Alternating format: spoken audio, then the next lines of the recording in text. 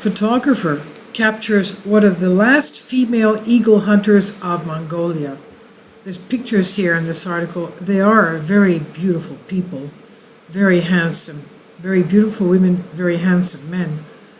While golden eagle hunters were historically male, women did eventually break through, but now a number of female hunters has plummeted to only 10.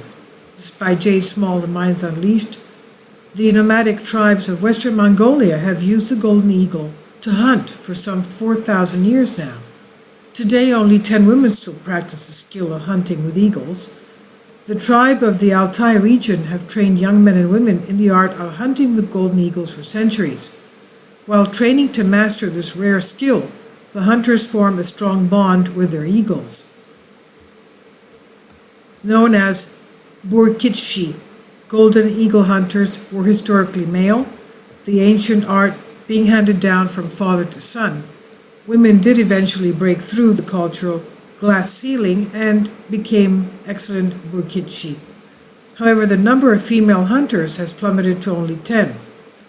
Zamambol, member of the Kashak tribe, is one of these female hunters and understands that she is part of a dying breed.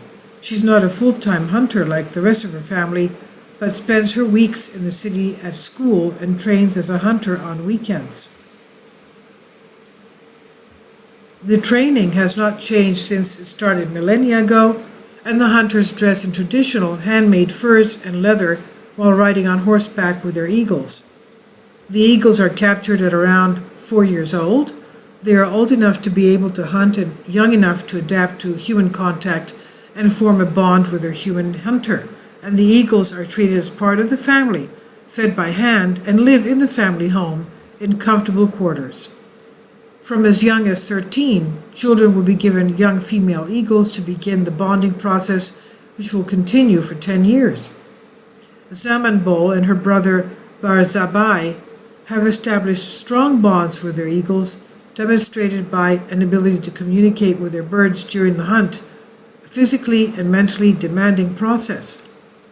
The hunters trek high up into the mountains and find a suitable vantage point from where to survey the valley and plains below. They release the eagle perched on their arm once the target is spotted, usually a small mammal like a hare or a fox.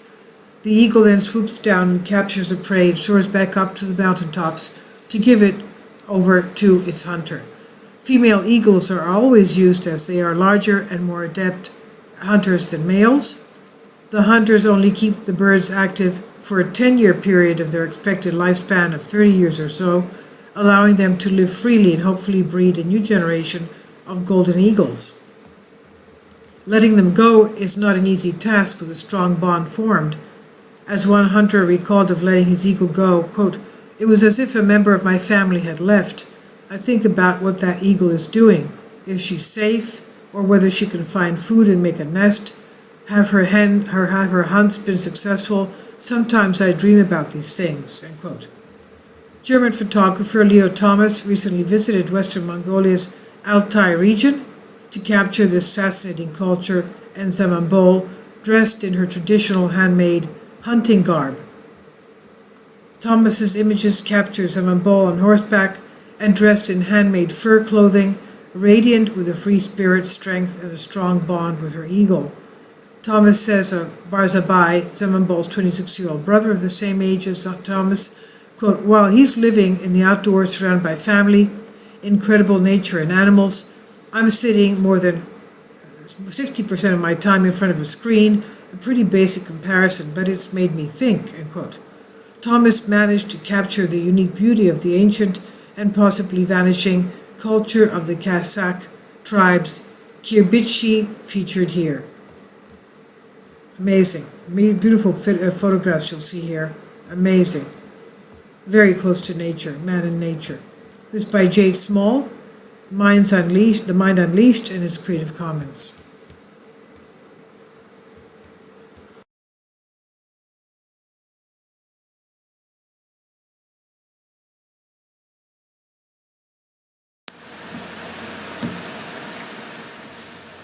If you'd like to join me on my Patreon account, You will hear content not covered by mainstream media.